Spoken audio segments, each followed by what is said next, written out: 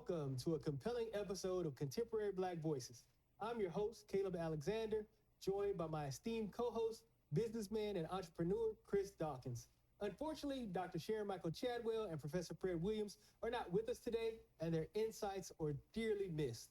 Today, we are confronting a severe crisis in Haiti, where gang warfare and a flood of weaponry have transformed local gangs into highly organized militias.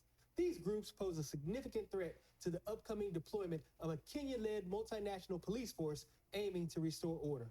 Jimmy Barbecue Cherizier, a former police officer, is a notorious figure at the forefront of this turmoil. Leading the G9 family and allies, he styles himself as a revolutionary against Haiti's elite. Though critics argue his actions have brought more suffering to the people he claims to defend. His rival, a younger and equally ambitious leader known as Izzo, heads up the 5-Second Gang and has gained notoriety for his flamboyant social media presence and criminal activities.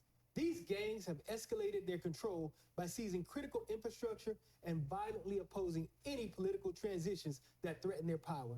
These gangs have morphed into powerful militias with unlimited resources as they have aligned themselves with Colombian drug cartels who are supplying not just tons of illicit drugs, but state-of-the-art weaponry, including millions of rounds of ammunition, thousands of hand grenades, and drones to coordinate and conduct tactical assaults on Haiti's desperately outmanned and outgunned police forces.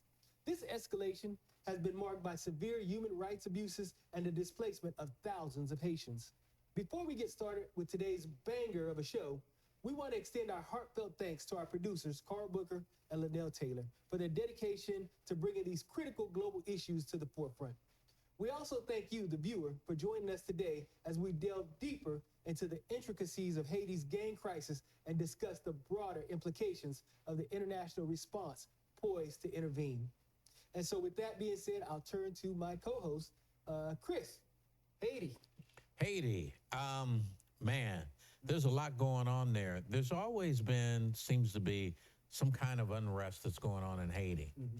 When you talk about it now being taken over by gangs, so to speak, it almost reminds me of the way Somalia is. Mm-hmm. And to me, that is a threat to American democracy because you've got unrest in an area that's very close to the United States. Mm-hmm.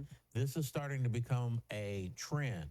Why would you allow that to happen for countries to operate without governments, which is what they're currently doing in Somalia, and it looks like the same thing is getting ready to happen in Haiti. Mm-hmm. Yeah, no, I agree. So yeah, Haiti is without a since the assassination of their former president, Haiti's been without a government. They had a prime minister briefly who was not elected, who the gang members kind of ran out of power, and so I mean there were a lot of issues dealing with this former prime minister who ended up having to resign. But yeah, no, Haiti is it is ungoverned. The gangs now control something like 75% of the capital. They've moved out into the countryside. And I just, it's a tragedy for the Haitian people. And so, you know, we all understand the legacy of Haiti, the colonialism, Haitian independence, and the punishment that came from Haiti being this symbol, right? This powerful Black nation that gained their own independence through force. And the resultant embargo from France and their allies, we don't want to leave their allies out, who all imposed this embargo. And so it's Haiti has suffered from one tragedy after the other, this endemic poverty because of this embargo. Why would, okay, so you talked about Kenya bringing forces in mm-hmm. to combat the gangs. Right. Why Kenya? Well, I mean, a couple of reasons. I think one, Kenya is they have a history of participating in multinational coalitions through the UN. So they have the knowledge base, they have the forces with the training to fulfill this mission. Kenyan military and police forces also have the experience in dealing with these kind of attacks, right? They border Somalia, and so Somalian militia groups and rebels such as Al Shabaab, they come across and conduct cross-border attacks into Kenya. So Kenya's kind of used to this kind of unorthodox or guerrilla warfare type of stuff. So they definitely have the experience.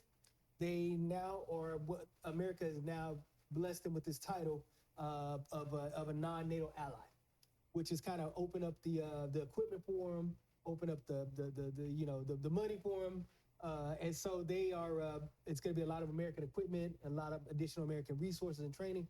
So Kenya is in a very good place. They're in a very good place economically to lead this mission, and so it is a Kenya-led mission, but there are of course, other countries that are going to be that have committed troops.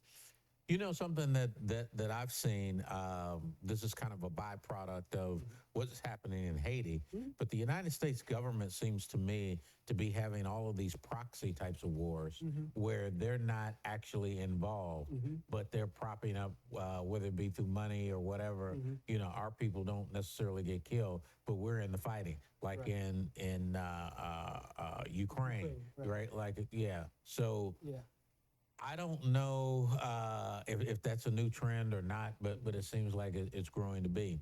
Let me also ask you that there's been an issue with immigration of what the government, United States, has allowed to come out of Haiti. Right. Yet and still, when you look at the Somalian, old man Bush was able to bring a lot of Somalians that were here, that were brought here from Somalia. Right.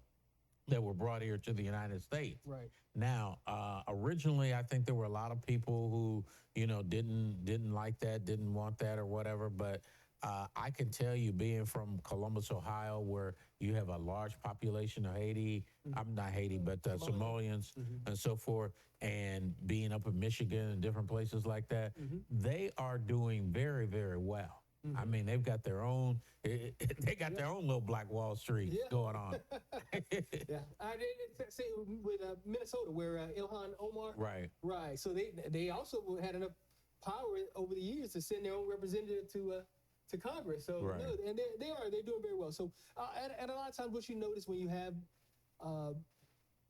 a lot of immigrants from Africa who come over, who form their own. You know, they form their own communities. Those communities do quite well. They contribute a lot to the American tax base. But what I want you to answer is about the immigration of them coming out of Haiti and America really not supporting the Haiti refugees and really not supporting any people coming in from immigration, except when they're coming in now from Norway, Sweden, Ukraine. Ukraine. Yeah. You have to have the complexion for the connection. Right. You know what I mean? So, yeah.